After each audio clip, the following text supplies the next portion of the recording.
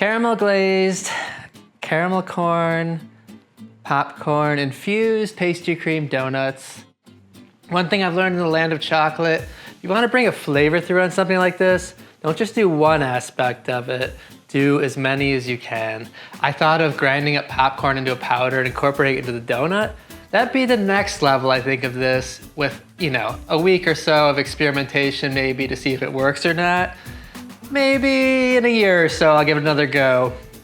I've had a lot of donuts this week. Nothing wrong with that, but gotta run a little extra to work those off. This is a fun one that you can do with your family, a good weekend bake. It takes an overnight rest to get your dough right, just like any brioche. Enriched dough, give it time and it pays off in the end. Subtle, the lovely flavors, popcorn donut.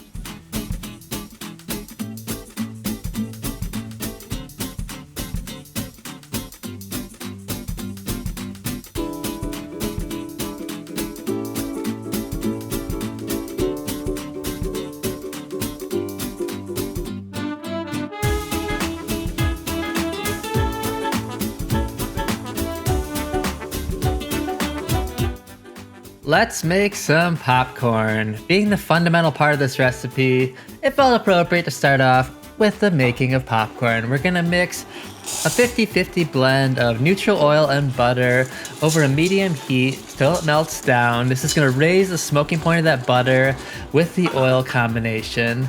Add your popcorn, give it a stir, lower the heat with the lid covered. Once it starts popping, open the lid.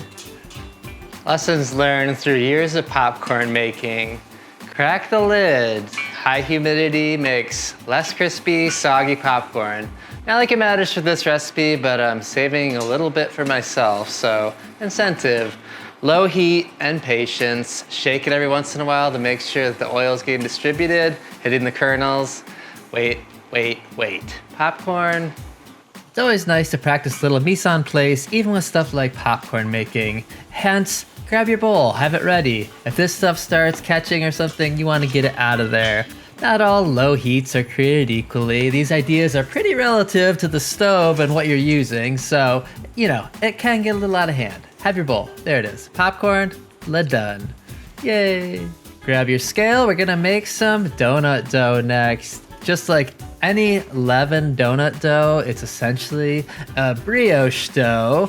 Needs overnight chilling, so no hurry on this one whatsoever. Into a small saucepan, we're gonna add our whole milk and butter. We're gonna heat this up till the butter melts, and then we're gonna add an egg. Whisking that together, we'll have a nice, hopefully room temperature mix that we can add to our dry ingredients to help jumpstart the yeast process before we chill this down overnight to do its thing. 124 is what I got when I melted this out delicately. I like to add a cold egg. It acts as a little bit of an ice cube to bring this down that 10 degrees or so to play nicely with the yeast. Yeah, 108, that's okay. You want more like 100, so add a little bit of vanilla extract, give it a second, get it down to 100. Grab your stand mixer and your scale. Let's bang out some dry ingredients into that bowl. Gonna use some all-purpose flour in this one, some cane sugar. This is gonna give the yeast fuel to go by and have a little left over. The tank, salt, instant yeast, good times. Plug in the mixer first before you do this. We're just gonna give a little bit of a whip up. Homogenize that a little bit, nothing crazy. Add your warm liquid ingredients and begin the mixing process. This is a wet dough, really helps to use a machine to do it. Basically impossible to do by hand, unless you constantly get your hands wet. It really relies on setting up over time, hydrating over time, and letting those fats solidify over time. Take this out of your bowl and put it into plastic wrap or beeswrap if you have an alternative like that. We're just gonna press this out, put it onto something flat and let it sit in the fridge overnight. One of the great beauties of a slow ferment with any dough is the flavors really enhance over time. A quick dough is always just going to be a very shallow flavor experience, whereas something that has time to rise, get to know each other and develop, it's basically like a long-term relationship versus a short-term relationship. All right, enough of that. I could go on and on, but I won't. Let's make our infusion. We're gonna heat up our milk and cream and add our popcorn to this. This is gonna sit for about an hour. It's basically a popcorn tea. You know, you're just trying to extract that popcorn flavor, which is pretty delicate. I mean, you want to get as much of it through as you can. You know, it took me a while to get that right, and plenty of my test ones weren't quite there. But that's why we do tests. So, get a bowl, a strainer, a clean tea towel. After this is set, covered for an hour, we're going to drain it out and squeeze as much of the popcorn, milky, creamy goodness as we can. Did that sound weird? Once your forearms ache and you've wrung it for its life, grab some pastry cream ingredients: sugar, salt, flour, vanilla, butter, cornstarch, egg yolks, and our infused cream mix. We're off to pastry cream land. In a large saucepan, add your infused milk with vanilla, sugar, and salt. Give that a stir. We're gonna heat that up and temper these egg yolks. Add your flour and cornstarch to your egg yolks.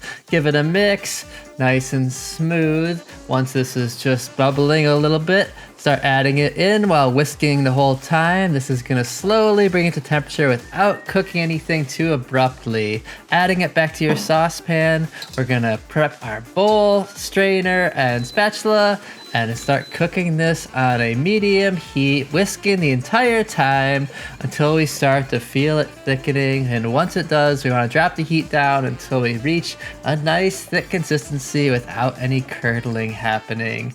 A little bit of bubbling is okay, but you never want to see this boil in any way, shape, or form. Once it's luscious and nice and thick, we're gonna kill it from the heat. Add our butter, which we're gonna beat in until we get a lovely, shiny pastry cream. This butter is gonna add a lovely fat component to it, and it'll also help it set up even more once it's chilled down long-term in the fridge. Just work this through the strainer until there's nothing left. If there's any curdled eggs, this will catch it, and it also helps to make it very pretty. Cover it with some plastic wrap, pushing it down to touch the surface to make sure no skin forms while this is chilling out in the fridge. Making caramelized popcorn is one of those activities you want to have all your ingredients ready to roll. I've got my sugar, water, butter all weighed up ready to go so we can make the wet caramel. As soon as that's rolling, you want to get it off and into the pan, mix it as fast as possible, spread it out, let it cool, then break it up. This is an easier way to make caramelized popcorn in my opinion. One of the sketchiest jobs I ever had was at a farm stand outside Seattle on a farm called the South 47 Farm, where we made caramelized popcorn in a huge kettle, and basically you'd add oil, sugar, salt, popcorn, heat it up on like a turkey fryer setup, and you just stir like crazy, and you try to have zero skin exposed. We used like welder masks and had head coverings, because when the popcorn started flying, you had a big wooden spoon that you'd stir as fast as possible, but invariably when these popcorn kernels shot out covered with oil and sugar, it was like medieval torture and napalm. This stuff would land on your skin, stick to you, and not come off, and I probably still have scars from it. That was like 20 years ago. So this is a less sketchy way than that by a long stretch of making caramelized popcorn. Let's do it. Just like before, we're gonna do up some popcorn, same deal, we want it fresh for this. In a small saucepan, we're gonna make a wet caramel by heating up some water and sprinkling in sugar as it's boiling to help it dissolve more evenly. Stirring is the last thing you ever want to do with the wet caramel. Just leave it be. Stirring can increase crystal formation, which can brick the entire batch. You want to rip this on a high heat and get it going as fast as possible into this amber, a dark amber I would say as well for this. Don't be afraid to take it to this color. Once you add the butter, it's going to bring the color back a bit. It's gonna bubble a little, just stir like crazy, kill the heat, and we have a lovely caramel praline mixture that we can now add to our popcorn. Grab your bowl, pour it in. You want to go fast with this. It's going to start setting up pretty quick. So stir, stir, stir. Get it onto a lined sheet pan. Let it sit for a couple minutes and then break it up and you are done. Topping ready. Grab your dough out of the fridge. We're going to make some donuts proper. Give this a quick knead beforehand. I found through my testings that for whatever reason, the ones that I was re-rolling were turning out better than the ones that I had just rolled once. So I re-rolled everything by kneading the entire dough before doing this. Each one of these steps, you want to let it rest a little bit to reduce bounce back. I mean, these are all going to be a little bit imperfect. To get them perfect, you need to let the gluten relax entirely to get circles. Now, it depends how much time you have, but a few minutes is as much as I really felt like I could spare. These aren't exactly stuff I'm selling after all, so why not just, have a little wonky? Who cares? Then with some boiled water, we're gonna proof this for an hour or two until these are nice, fluffy, and doubled in size. Get everything ready for your fry up and start heating up your oil. I'm using about 1 liter of sunflower oil here. You just want enough to where it's not gonna get shocked and lower it. Fry these guys 3 at a time in oil that's around 360 degrees. You might have to tweak the temperature a bit to keep it steady. Just get the colors as even as possible. It's a good time to eat a wonky one. Make sure they turned out okay. Good donut should be super light and fluffy, slightly crispy on the outside, but not burnt tasting. It's easy to go too far with fried foods, and these are right at the edge, I would say. Start seeing it being a little bit caramelized, Maillard reaction in all of its glory. Let's decorate these up. Grab your pastry cream out of the fridge. Remove your plastic wrap, give it a brief spatula to smooth it out slightly. I'm using a filling nozzle here. Great technique to make sure this is easy is pre-poke all your holes with the nozzle that you're going to be using with your piping bag. Again, having everything ready in hand is the way to go with these kind of things. So, piping bag, get your nozzle in there, bend the tip, and put it in a container to fill to make your life a hell of a lot easier than trying to do it by holding it in one hand. Trust me, it is way easier. Getting your pastry cream to the perfect thickness is an art, not a science. If it's too thick, you're in for a major workout. If it's too thin, you're in for more frustration than you would like. Too thick is the way to go to err on that side, but you might need to rope in some people once your arms go numb, which basically mine did by the end of this process. You can use a scale to fill these, try to get them exact, or just kind of weigh it with your hand as you go. You're trying to get maybe, a golf ball size in each. Once they're done, we can make our glaze. Butter, whole milk, powdered sugar, and brown sugar. Small saucepan. Let's melt down that milk and butter mixture. We're gonna make a simple caramel here. Add your brown sugar. We're gonna get this just to dissolve and kill the heat. Add your powdered sugar and whisk, whisk, whisk until all the clumps have gone away and you end up with a nice, smooth glaze. Now, it's a little tricky to get this to the right consistency, but you want to be able to pull your finger through it to let an opening stay in the pan. It'll take a little experimentation to get this right. I had 2 batches. One was better than the other. The first one was a little thick. The second one, this perfect little drippy stop. That's what you're looking for. A little bit of drip and then stop. I put my popcorn into a tight circle and let it migrate out because I knew it was moving. A fluid icing that's setting up as you go is the perfect icing for something like this, in my opinion.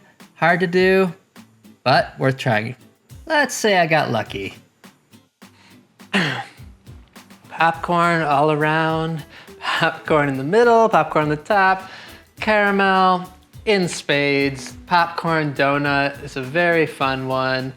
Bringing those flavors through the pastry cream, adding the addition on the top. I thought about grinding down a powder and incorporating it into the dough itself, but I figured that would probably take, a week or so of extra trial and error, which, it's all tough having to eat all the donuts that aren't working out, but Does add up a little in the end, and extra running was required this week just to maintain what I call in shape. So, popcorn donut, fun one to do with the family, overnight, takes a little bit of time, but it's a great weekend bake, or for special occasions, birthdays, weddings, etc. Give it a try.